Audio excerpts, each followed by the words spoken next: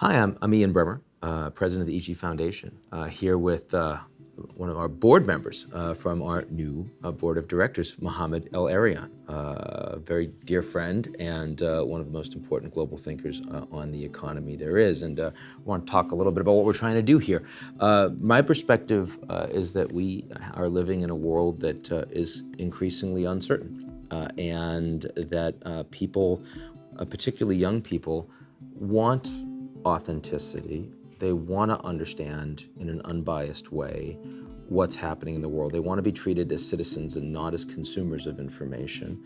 And they're finding that's incredibly difficult, not only with the mainstream media and the blog space, but on social media too, and the way that the algorithms kind of force them into what they like, as opposed to what would actually make them grow intellectually. And I think that's one of the things we're really trying to do with the foundation, is bring information that gets through that to young people all over the world. I knew there was a need out there, but it was made very concrete to me the other day when I was driving carpool and the discussion was on North Korea.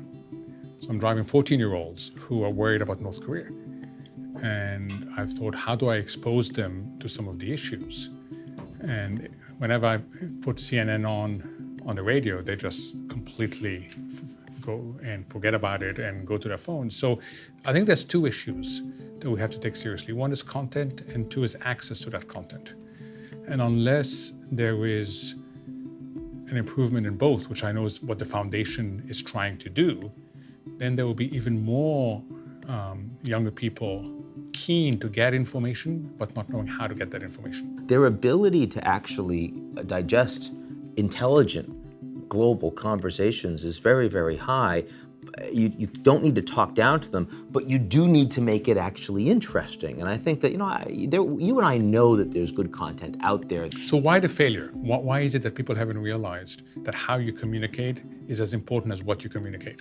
I mean, I don't know, you and I kind of feel like you're trained as an expert and you've got to footnote a lot and you're supposed to be serious, you're supposed to take yourself seriously because these are very serious issues. And you think of the marketing piece as one that is somehow less important, it's cheaper, it's dirtier, and you're forgetting that this can no longer be a conversation just between intellectuals in ivory towers around the world, or even worse, global elites. If we want to have a global conversation, particularly with young people who have the curiosity and they can smell when they can trust someone and when someone is full of it, you have to be able to communicate with them. And I feel like that dialogue right now isn't happening. So I agree with you. And I think informing people is going to be critical. And the dialogue is not happening because the foundation for the dialogue is not being built.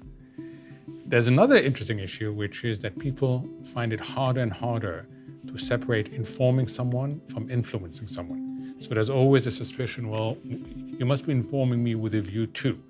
So I think of the foundation as simply being, we're informing you with a view to you knowing more unbiased information. What moves the needle isn't left versus right. It's not Israel versus Palestine. It's not China versus the United States. It's recognizing we're on one planet, we need to know more. I was very struck when you said most experts communicate at a level that they think is serious, but they don't realize that it's not serious enough because they exclude so many people from that. So I must tell you that what excited me when you approached me with this idea is this mix of content, communication, insights, and I'm very excited about the extent to which this can make a difference. Together, you're going to hear a lot more from us from the EG Foundation. Thanks, my friend. Thank you.